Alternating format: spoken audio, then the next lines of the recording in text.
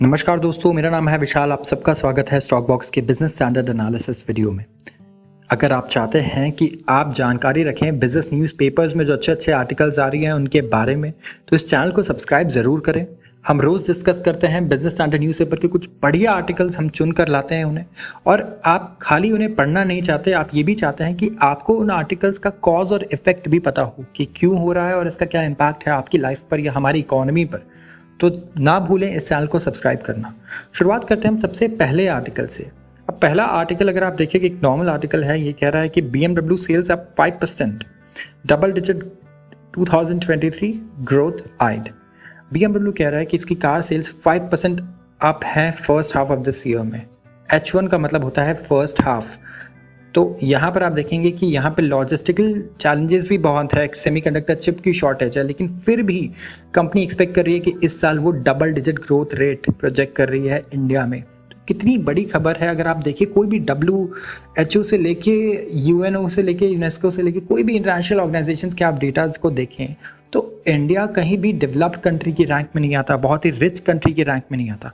लेकिन यहीं पर आप देखिए BMW, मर्सिडीज़, उसके साथ और भी आप कह सकते हैं फॉरेन ब्रांड्स हैं जो इंडिया में आ रहे हैं और double digit growth rate record कर रहे हैं, वो भी लग्जरी सेगमेंट पे।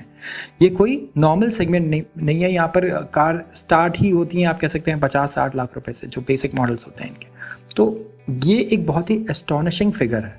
और किस तरीके से हमें पता चल रहा है कि ये जो ग्रोथ है इसमें कितने लोग आप कह सकते हैं कि अपर मिडिल क्लास या रिच अफ्लुएंट कैटेगरी में जा रहे हैं।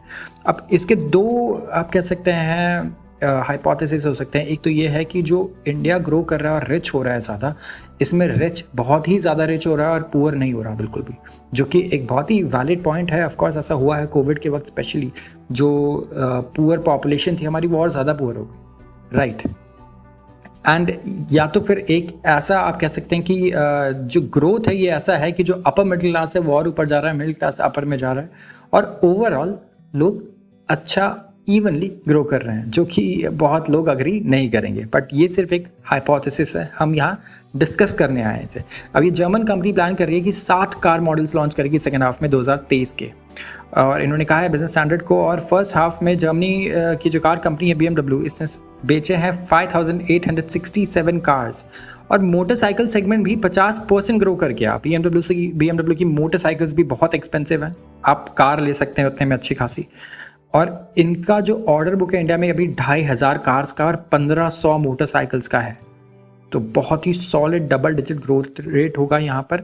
तो जो लोग, अगर आप इन्वेस्टमेंट के पर्सपेक्टिव से देख रहे हैं, तो जो कंपनीज अभी लग्जरी गुड्स बना रही है, यहाँ पर आप देखिए कि वहाँ भी अच्छी अपॉर्चुनिटी क्रिएट हो सकती है। अभी कुछ दिन पहले आपने देखा होगा कि दुनिया के सबसे अमीर इंसान की लिस्ट में कोविड के बाद जो लुई विटॉन के ओनर है, प्रमोटर है, उनका नाम था। कई सालों तक वो नंबर 1 पे रहे। सारे टेक जायंट्स को भी उन्होंने पीछे छोड़ दिया। इसका मतलब यही है कि लग्जरी गुड्स का मार्केट कैसे ग्रो कर रहा है चुपचाप, एंड लोग इसे ज़्यादा डिस्कस नहीं कर रहे हैं और ज़्यादा शायद पार्टिसिपेट भी ना कर रहे हो जो नॉर्मल इन्वेस्टर्स हैं या रिटेल इन्वेस्टर्स हैं।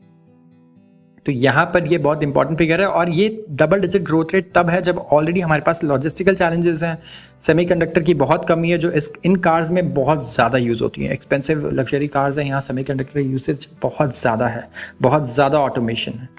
सो दिस इज़ आप कह सकते हैं कि इंटरेस्टिंग डेवलपमेंट है ये इंडियन मार्केट में। अब अगली न्यूज़ आती है चाइना के बारे में। चाइना की इकोनॉमी का डेटा आना था काफ़ी सारा, और ये बहुत इंपॉर्टेंट है इंडिया के लिए। आप देखिए चाइना ग्रो करेगा तो इंडिया को भी इससे फ़ायदा होना है, पूरी दुनिया को इससे फ़ायदा होना है। तो डोंट थिंक कि ये बहुत अच्छी बात है कि राइवल जो है हमारा चाइना ये ग्रो नहीं कर रहा, और मैं आपको समझाऊंगा ये आगे इस वीडियो में। China economy barely grows as recovery fades, logs only 0.8% quarter on quarter GDP growth. सिर्फ 0.8% का क्वार्टर ऑन क्वार्टर ग्रोथ इन्होंने लॉक किया है। और यूथ अनएम्प्लॉयमेंट 21% से भी ज़्यादा हो गई है। तो बहुत मेजर कंसर्न्स हैं। आप देखिए कि फ्रेल पेस से चाइना की इकोनॉमी ने ग्रो किया है सेकंड क्वार्टर में। क्या क्या था? एक तो सबसे पहले डिमांड बहुत वीक हो गई। ऑफकोर्स डिमांड वीक होगी जब 21% यूथ अनएम्प्लॉयड है, तो यहाँ पर डिमांड तो वीक होनी ही है। इसके अलावा आप देखें कि अब्रॉड चाइना क्योंकि एक्सपोर्ट करता है, चाइना पूरी दुनिया को चीज़ें एक्सपोर्ट करता है, चाहे टूथ ब्रश से लेके बड़ी इलेक्ट्रॉनिक्स और कार्स हो, हर चीज़ चाइना एक्सपोर्ट करता है। और बाहर जो है डिमांड बहुत कम हो गई है, क्योंकि यूएस और यूरोप का मार्केट डाउन है। ये हम रोज़ डिस्कस करते हैं कि वहाँ पर डिमांड कम होने से जो कंट्रीज एक्सपोर्ट करती हैं उनको लॉस हुआ है, और चाइना सबसे बड़ी एक्सपोर्टर है, तो ऑफकोर्स उसे काफ़ी ज़्यादा उस पर अफेक्ट हुआ है इसका। अब देखिए पोस्ट कोविड ये रिकवर कर ही नहीं पाए हैं। एक तो पॉलिसी मेकर्स के ऊपर भी काफ़ी प्रेशर रहा है कि स्टिमुलस लाए मार्केट में। स्टिमुलस लाने का मतलब पैसा, बेसिकली स्टिमुलस का मतलब पैसा होता है कि मार्केट में पैसा बांटें आप बिल्कुल कम इंटरेस्ट रेट पे, ताकि लोग उसे खर्च करें, लोग एक्सपैंड करें और इकोनॉमिक एक्टिविटी बढ़े। जीडीपी 0.8% की जो ग्रोथ है ये रिकॉर्ड करी है इसने अप्रैल जून क्वार्टर में। तो यहाँ पर आप देखिए कि चाइना ग्रो नहीं कर रहा, इसकी वजह से एक फ़ायदा हमें क्या हो रहा है? सबसे पहले फ़ायदा ये हो रहा है कि हमारा जो ऑयल प्राइस है ये हमें बहुत सस्ते में मिल रहा है। क्यों? क्योंकि ओपेक जो ऑयल प्रोड्यूसिंग कंट्रीज़ हैं इनका एक कार्टेल है जिसे हम ओपेक कहते हैं, और ओपेक प्लस भी है, उसमें कुछ और एक्स्ट्रा कंट्रीज़ आती हैं जैसे रशिया। तो ये प्रोडक्शन तो कट करते जा रहे हैं लेकिन फिर भी प्राइस नहीं बढ़ रहा है। आप कल भी देखेंगे कि ऑयल का प्राइस काफ़ी नीचे आ गया। अब पेट्रोल सस्ते नहीं हो रहे हैं, ये देखिए ये इकोनॉमिक इशू नहीं है। अगर कोई ये सवाल पूछता है कि पेट्रोल सस्ते क्यों नहीं हो रहे हैं जब क्रूड ऑयल प्राइस इतना कम हो जा रहा है, तो ये इकोनॉमिक इशू नहीं है, एक पॉलिटिकल इशू है। हम डिस्कस करेंगे इकोनॉमिक इशू क्या है।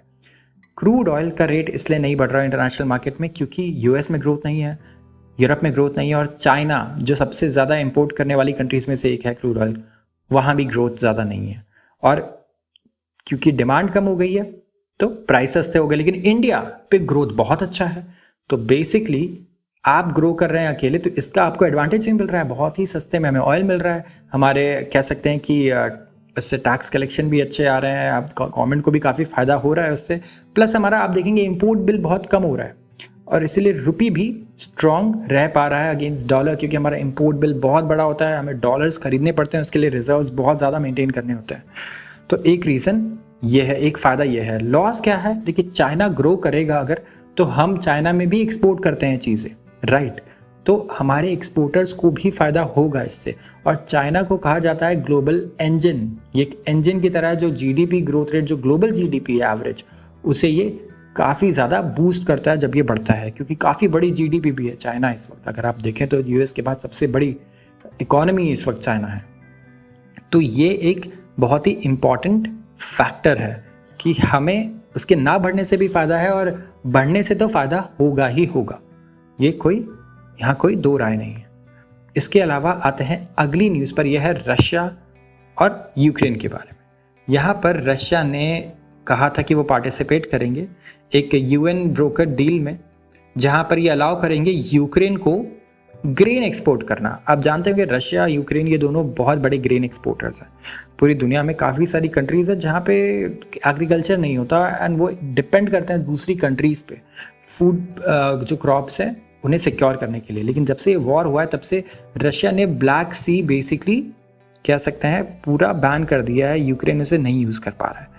एंड आप देखेंगे ये जो डील होनी थी, मीटिंग होनी थी, यहाँ पे रशिया ने पार्टिसिपेट नहीं किया क्योंकि उसी वक्त एक बॉम्ब ब्लास्ट हुआ, रशिया में कुछ अटैक्स हुए, एंड ये ब्लास्ट में 2 से 3 लोगों की जान भी चली गई। और मॉस्को ने कहा कि ये यूक्रेनियन सी ड्रोन्स ने किया है, तो हम यहाँ पार्टिसिपेट करेंगे ही नहीं।